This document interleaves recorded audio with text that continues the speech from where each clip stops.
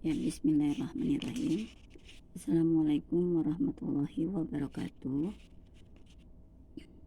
Ya, materi kali ini kita membahas tentang daftar pustaka.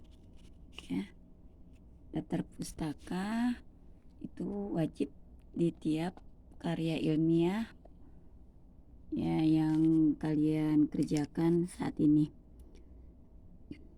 Ya, secara konsep atau secara pengertian, daftar pustaka adalah tulisan yang berisi sumber, ya, sumber ide atau gagasan dari para ahli atau juga berupa rujukan dalam suatu karya ilmiah, ya.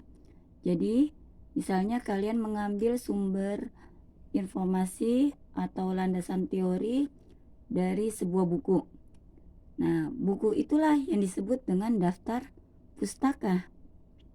Atau kalian mencari informasi atau landasan teori dari internet.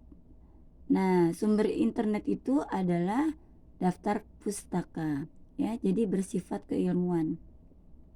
Dan biasanya diletakkan di akhir suatu karya ilmiah. Jadi paling akhir ya diletakkan. Nah, di sini ada tata cara penulisan daftar pustaka secara umum, ya. Daftar pustaka secara umum yaitu nama penulis lebih dari satu kata harus dibalik, ya. Jadi nama yang terakhir yang harus dibalik, ya. Misal ada kata nama penulisnya Khairil Anwar, ada dua kata ya, kata Khairil dan Anwar. Berarti kata yang terakhir yang dibalik yaitu Anwar. Anwar, koma, harus pakai koma, kemudian Khairil, ya. Atau misalnya ada tiga kata, misalnya Sam Muhtar Caniago, ya, Sam Muhtar Caniago. Kata yang terakhir itu Caniago, berarti diletakkan di depan yaitu kata Caniagonya, yaitu Caniago, Sam Muhtar.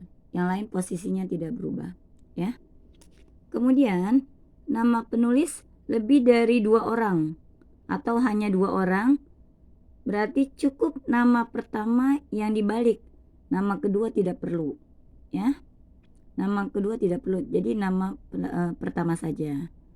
Kemudian judul itu harus ditulis miring atau digaris bawahi. Jadi biasanya kalau kita pakai ketikan atau komputer, nah itu bisa dicari tulis miring atau digaris bawahi. Jangan dua-duanya ya. Jadi pilih salah satu. Nah, untuk susunannya, daftar pustaka itu susunannya itu nama, tahun, judul, kota, titik dua, penerbit. Ya, perhatikan tanda titiknya ya. Nama titik, tahun titik, judul titik, kota, titik dua, penerbit titik. Atau yang disingkat dengan Natajukoner. Nama, tahun, judul, kota, penerbit. Nah, ini ibu singkat menjadi Natajukoner biar nanti kalian mudah untuk mengingatnya, ya. Nah, contoh, misalnya kamu harus menyusun daftar pustaka.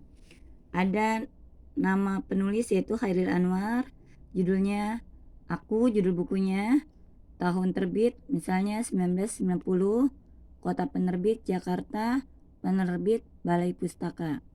Nah, ini kita susun menjadi daftar pustaka seperti ini, yaitu Khairil Anwar, ada dua kata, berarti kata yang terakhir diletakkan di depan, yang menjadi Anwar, Khairil. Kemudian Nata, tanya tahun, itu tahun 1990.